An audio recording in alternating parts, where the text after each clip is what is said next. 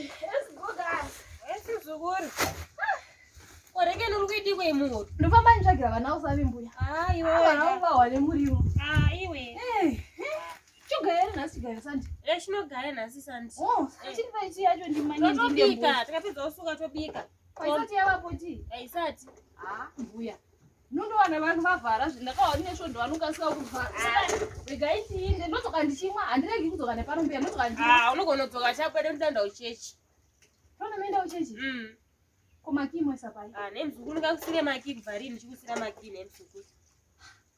Mbuya saka makundivhiringidza manje mbuya kamita musimaki ngazanda mwati nditi zve tiyaita isati yavapo saka ndodii manje ndadovhiringika. Bozi moje mzukuru unohamba tii yangu. Ndozvandohla izvozvo. Chifambisa, unofambisa uende dzokuwa chikasira. Aiwa ko ndikawana mainda. Ipapo manje. Unogona kudzoka tabuda. Ndadovhiringika zvekana machiti ndiwana maenda uchechi yapati yasati yavapo. Sindofanira ndimweti yambe yangu handirambi apa. Mozi vati ndandikura sisi. Urambe. Hatifaniri kuramba chikafu. Hamuzondifariri ndozviziva. Ichokwadi. Saka regai ndimanye.